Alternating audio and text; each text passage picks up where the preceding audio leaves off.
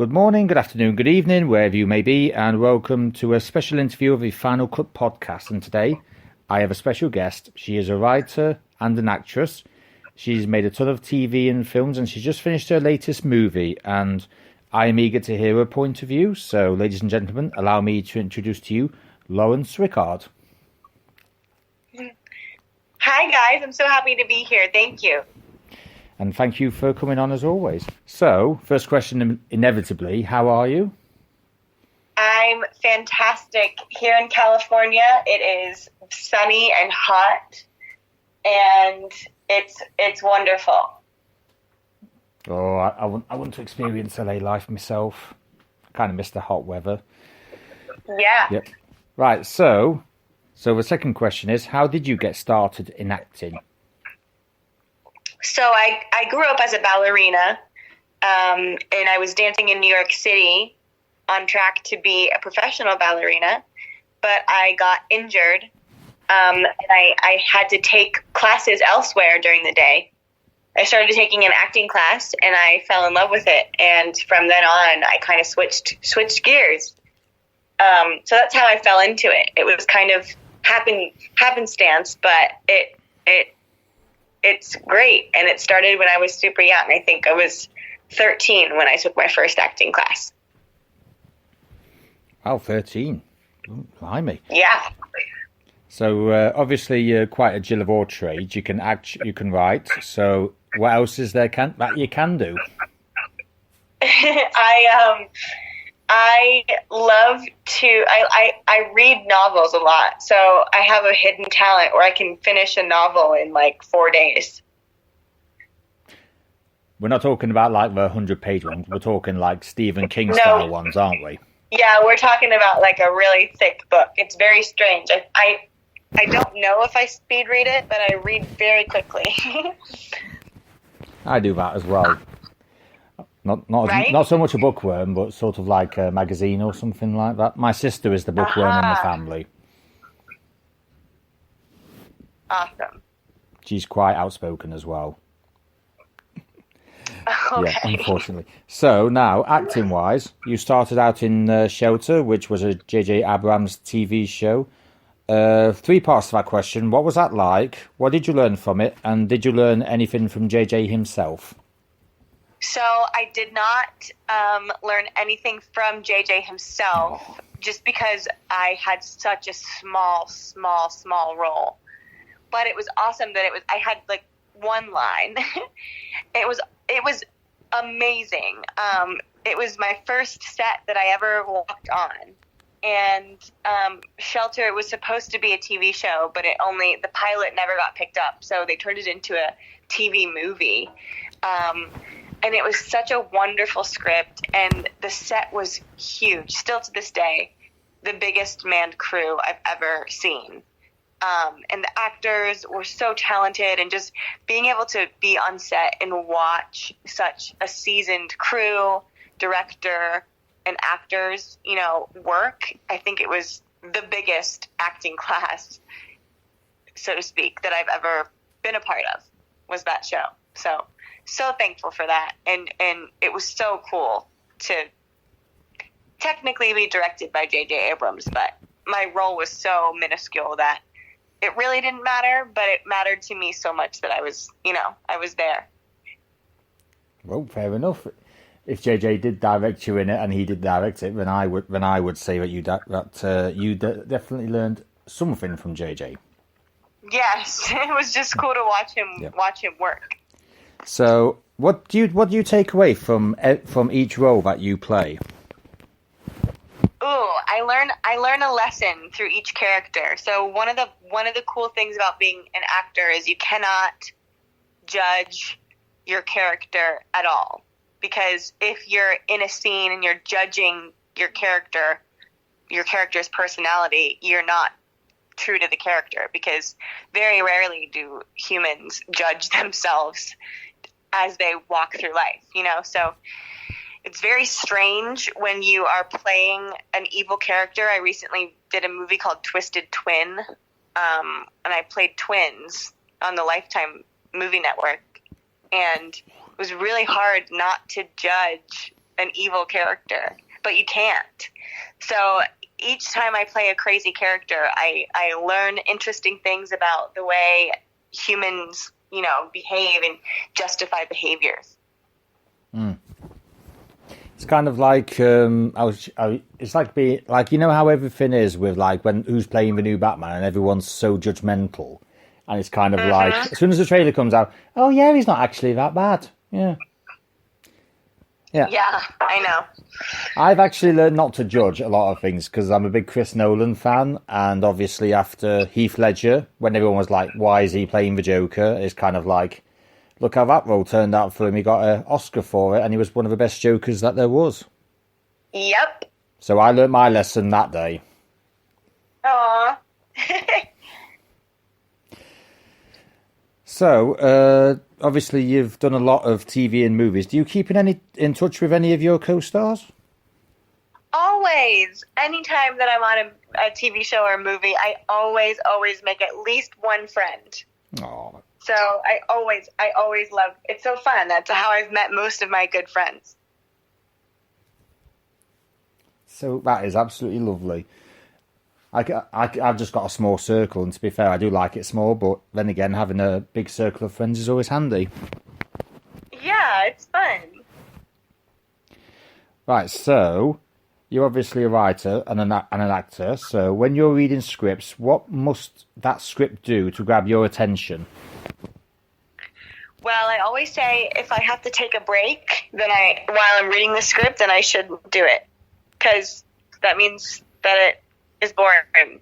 I know that's super harsh, but I do read a lot of scripts, and I always say if I have to stand up and walk around or take a break, then it means it lost my interest. Yeah. So whenever I read a script, I like to be sucked in and just like wanting to flip that page, and with writing too, I always make sure that I'm writing so that someone reading it doesn't want to take a break, if that makes sense. Yeah, it's kind of like when you watch a good movie, if it doesn't like keep you interested after, say, every 5 minutes and you turn it off, it's like, that's it, the job's failed. Exactly, yeah. So, you've been in a few thrillers yourself, so what makes a good thriller? This is your opinion both as an actress and a writer. Ooh, what makes a good thriller is a secret from the audience.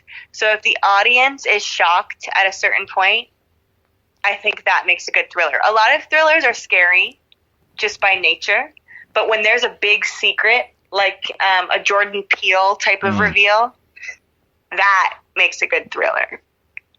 Some could say that James Patterson's, what was that called? Kiss the Girls was a good one, because I think the villain was one that we did not expect. Yes. So I know where you're coming from with that. Yes. So obviously you're comfortable doing roles you are renowned for, but as Twisted Twin goes by, you play roles you're not renowned for. So what would you say is the difference between the two of them? So it's actually I think it's easier to play the crazier characters because you have the permission to go overboard with it. Whereas when you're playing a character that's very close to yourself, you're more critical of your acting because it's more subtle and it's so close to you, so you don't feel like you're acting, which then can force, pushed behaviors and acting where it's like, ooh, that was too much. But with a crazier character, you have permission to go all the way. And so I have more fun playing the evil, crazy characters than I do playing the sweet girl. It's always more fun to play the baddie, isn't it? Oh, yeah. Right, so obviously, like I've said on many occasions, you're a writer, and you recently sold a feature as well, so these are exciting times for you. Yes, I wrote, produced, and acted in our feature film called A California Christmas. That was actually one of the next couple of questions, actually, but since you brought it up, can you tell us about the premise of it? Yes, so it's a classic ranch story, Save the Ranch story, and it's about a girl whose farm is going under, and a big city company wants to buy the land for a shipping facility. The shipping facility, representative, played by my husband Josh, comes to try and convince the girl to sell, but instead of just coming out with the truth, he decides to impersonate a ranch hand. So while he's faking, while he's impersonating a ranch hand, the two of them fall in love, but under his false identity. And I don't want to give away the end, but that's the premise. And it's a super sweet Christmas time love story. Even if there is a certain ouch factor behind it. Yes. Oh. I think I know how that will probably end. Anyway, so how did you come up with the concept for California Christmas? I wrote it during quarantine, and I thought, what are people going to want to see either during quarantine or right after? And I think people want to see love stories and happy things. And I hoped that quarantine would be over before the holidays. So I thought, what a great treat to have quarantine over with, but also a new movie to watch for Christmas time. So that I wanted to just do a sweet love story. And then the company that bought the project has a lot of connections with ranch towns, and so I thought, okay, I'll write this movie in a sweet ranch town setting, so that the company can do what they do best. And it worked out perfectly, and we're so excited. It comes out December 2020, so this Christmas. It will be before Christmas, though, won't it? Yes, it should be around the same week. So it should be 18th through the 26th. I don't know I honestly can't say, just because it's too early to know the exact release date, but it's going to be around Christmas time. Might watch that on Christmas Day, then. That's obviously if I can get it over here, which more than likely I will, because everything makes its way over here eventually. Right. I think it should. Yes, I think it should. I think my Christmas day's just been sorted. So, was it difficult writing and starring in a movie in regards to when you do either one or the other? Your question was it cool? Was that the question, or did I mishear it? Oh yeah, was it difficult writing and starring in a movie in regards to doing one or the other? It was actually easier. It's because I had creative control. So if a scene wasn't working, while we were shooting, I was able, because I was also a producer. So I was able to kind of say, this isn't working, let's change this, or let's even cut this scene. So it was awesome. I mean, the team that I had around me, they were so collaborative and creative and patient, because it was my first time producing, so I had a lot to learn. But it was magical. I would do it again and again. Was it a bit nervous when you were the producer as well? I was definitely nervous the first few days on set. But after that, I got the hang of it, and everything was fine. Well, I just hope you get to make more movies as you want to in the future. So... You did, yes. Yep. So I've sort of picked on with this. You did used to dance, and you were trained at the School of American Ballet, which is quite prestigious. So how tough is being in a school like that? So it's actually pretty tough. So they only take around 20 new students a year from all over the world. Wow. I know. So it was amazing. I loved it. We lived in the Juilliard dorms as young girls, and it was so much fun. I mean, I was 13 years old, 14 years old, running around New York City with a bunch of dancers. So I actually wrote a script about my time there. I hope to sell it soon. Oh, so we have potentially a future movie in the works then. Potentially. Yeah, potentially. The script is written, so I hope. Well, I wish you a lot of that. So, as anyone who knows me knows that I like a movie to be accurate. Ooh. So, as anyone who knows me knows, I like a movie to be accurate to a millimetre. So, with that said, do you think dance movies now give an accurate representation of what real-life dancers go through? I think so. Yes, it's actually very, very realistic. Whenever there's a Center Stage, Black Swan, I can't remember the title of it now, but there's a Stars TV show about ballet. I'm looking it up right now because it's incredible. It's called Flesh and Bone. It's all very accurate, surprisingly. So I think they do a great job. I must admit, I did watch Black Swan however long ago it was, and I was just like, do you know what? I've actually forgotten how good ballet is. Yeah. Yeah.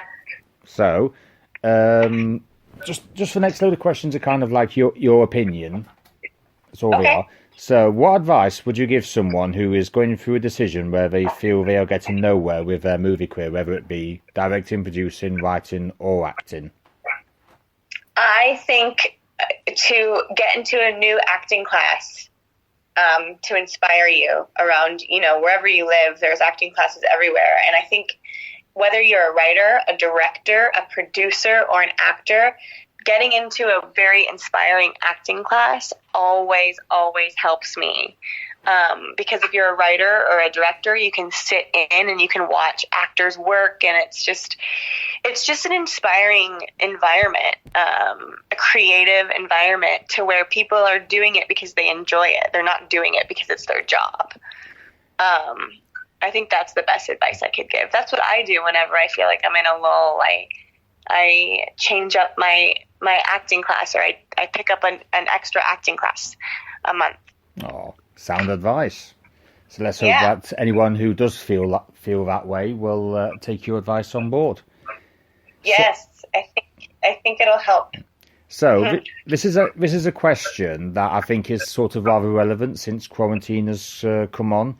Do you think that cinemas will soon be replaced by films going straight to streaming services like Netflix, Amazon, Disney Plus?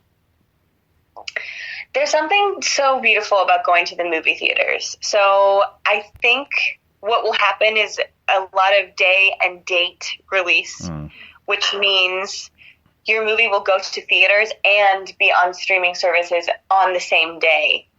I think the money will plummet a little bit in the theater distribution world.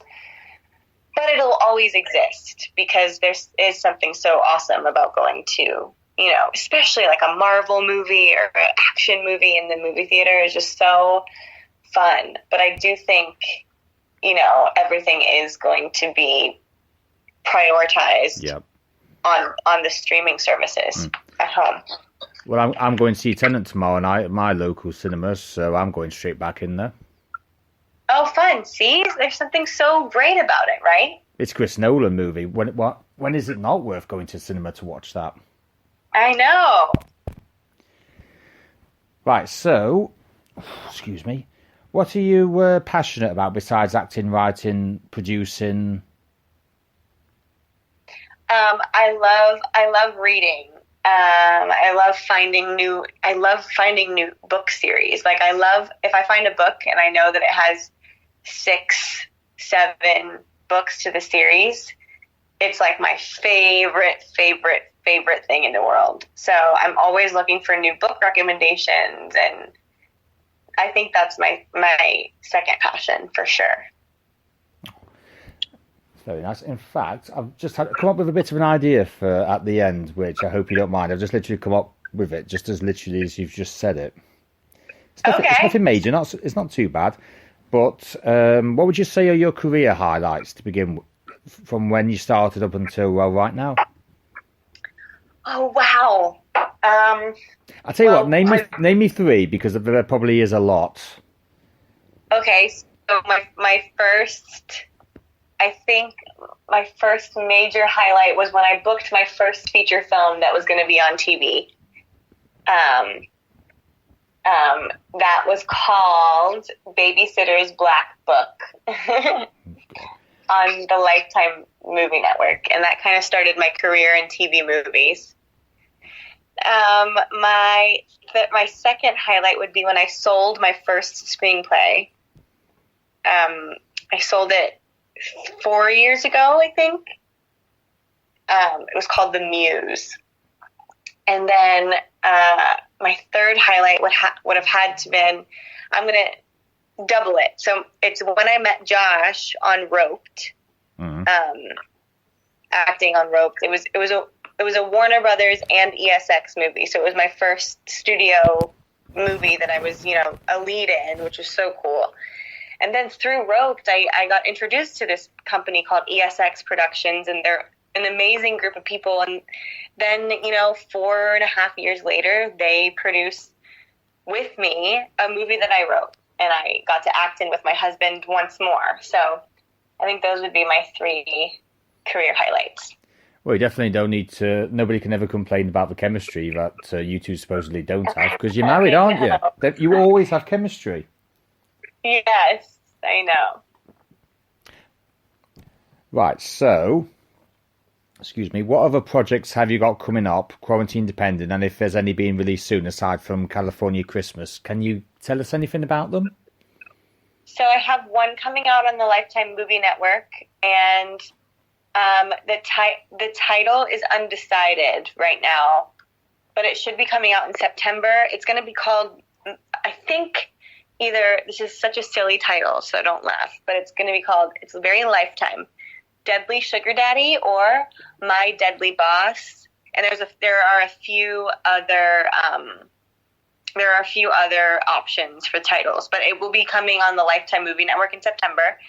And then I'm actually writing and producing a TV series with ESX Productions. So we are in pre-production right now. We're in the writing stage, but everything is set. We're ready. We're planning to start shooting the series in October, and it's about the ranch hands that work so hard to keep all of the land, beautifully running, and then the juxtaposition between those ranch hands and then the rich white owners of said property and their children. So the ranch hands' children and the property owners' children, they go to the same public school. So think of all the drama and the relationships and the juicy everything that goes with that. So we're so excited about it. That sounds quite interesting. Yeah, it's very fun. Right, so obviously you've done a lot up until this point, but what would you like the future to hold for you?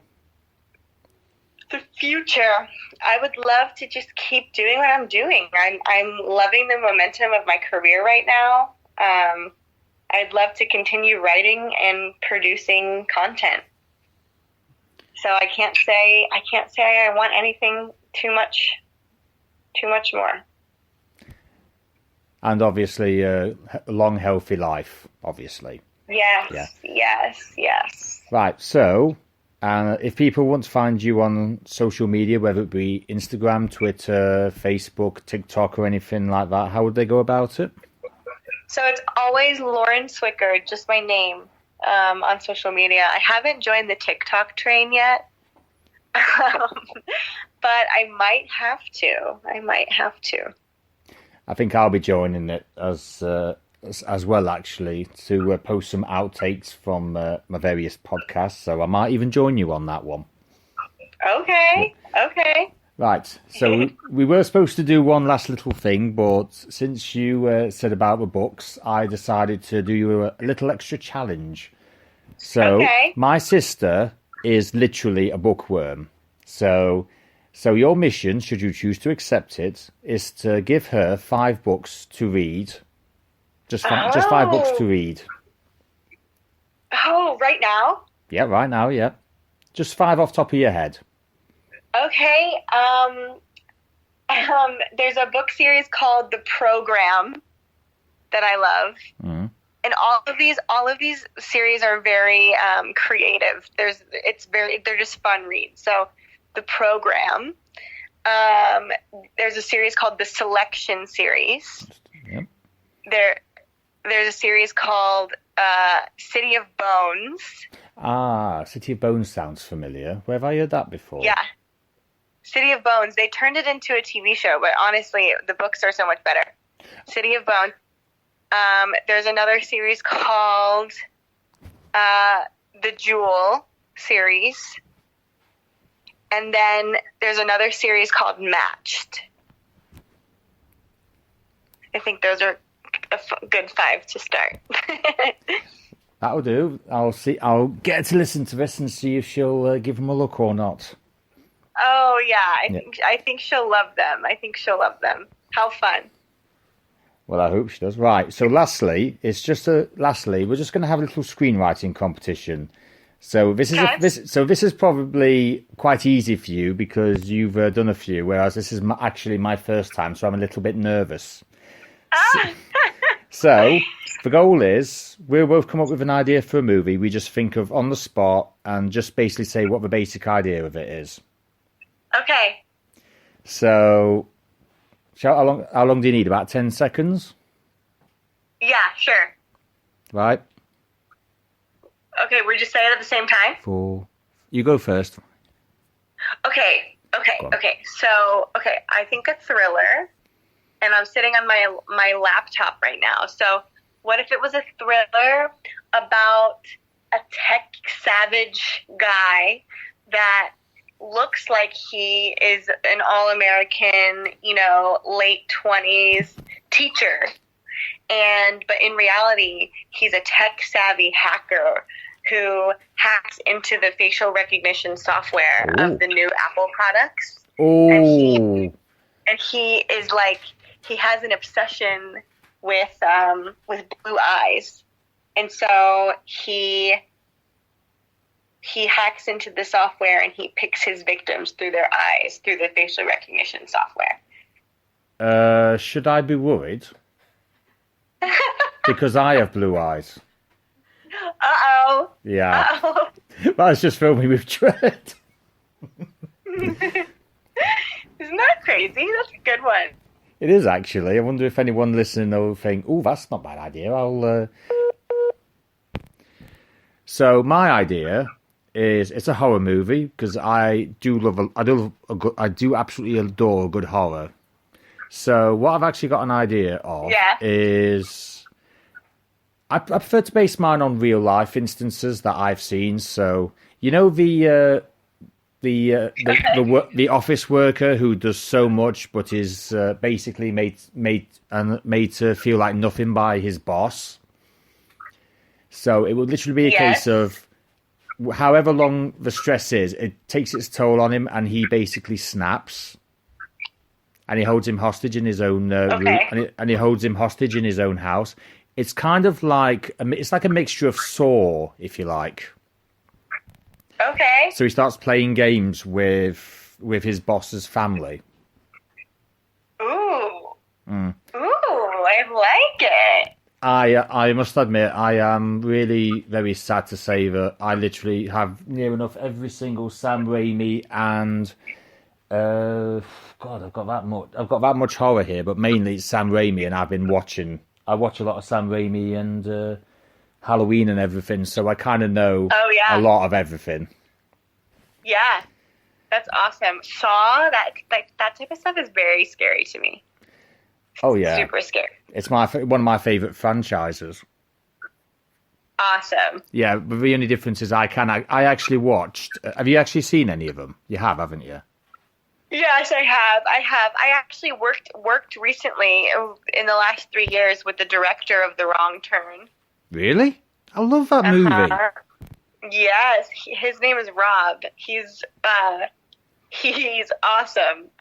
And he directed my movie that I was in called Room for Murder.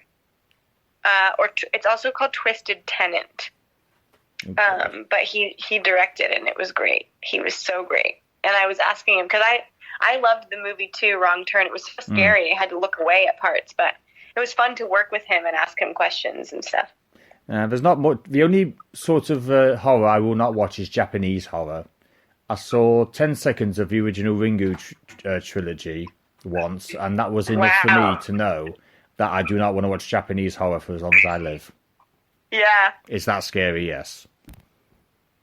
In fact, Wow. I actually don't have... want to watch it either. Yeah, I actually have the Ringu trilogy somewhere, still packaged up in the same packaging that I actually got for it when I bought it. Oh my gosh. Yes, so that is, there was a warning that I will not dare watch this ever. Yeah, no. Right, you have been, it's been an absolute hoot having you on board, and that's definitely the most fun I've had in an interview for a while, ladies and gentlemen. I give you Lauren Swickard. Thank you so much. It was a great time. Thanks for having me.